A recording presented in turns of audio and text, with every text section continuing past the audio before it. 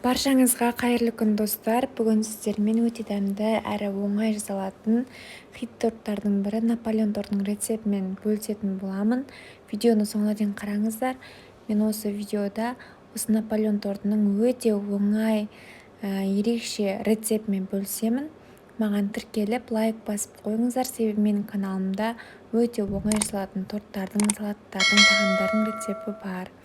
Ең алдымен осындай қатпарлы дайын қамырымызды аламыз. Оны 2 немесе 3-ке бөліп аламыз.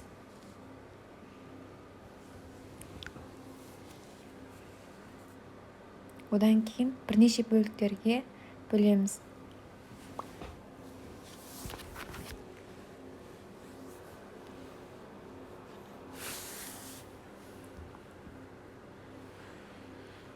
Барлығын жұп-жұқа етіп жайып аламыз. Арасына ұн сеуіп жаямыз, себебі жабысып қалуы мүмкін. Жұқалығы шамамен осындай болу керек. Қызып тұрған пеште салып пісіріп аламыз. Өте тез піседі. Осындай корждар шықты. Осылай қызарып әдемі болып шығады. Енді кремін дайындаймыз. Мен кремге творожный сыр және де сливки, сахарная пудра қосып, барлығын жақсылап миксермен араластырып алдым. Негізінде кез келген кремдер кете береді. Қанатпалы крем, сметанадан жасалған крем және де сгущенкадан жасалған кремдерде қолдансаңыз болады. Кремімізді дайындап алдық.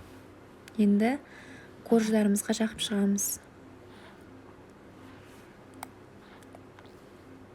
Корждардың барлық жағына тегізіп жағуымыз керек.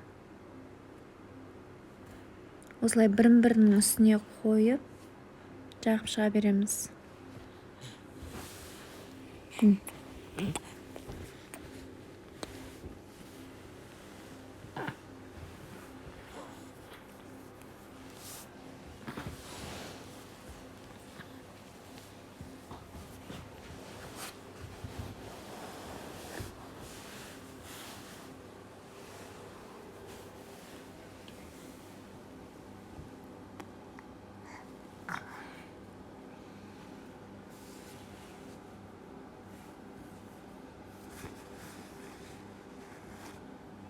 Ең үстіне осы коржды алып, торттың бетінен жайлап басамыз.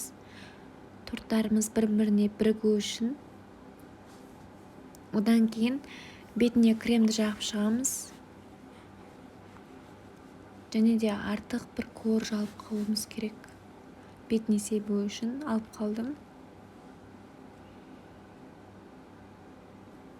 Барлық кремді бетіне және жан-жағына жағып шығамыз.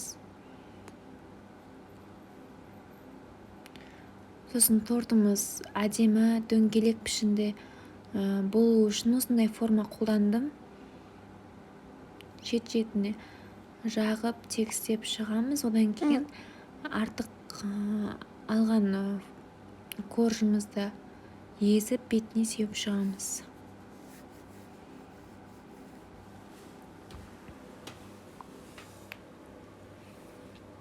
Осымен тортымыз дайын болады.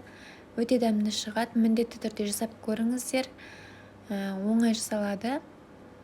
Және де менің каналыма тіркеліп, лайк басып, өз ойларыңызды қалдырыңыздар. Достар, видеоны соңына дейін көргендеріңізге рахмет. Міндетті түрде маған тіркеліп, лайк басып, өз ойларыңызды қалдырыңыздар. Ас болсын.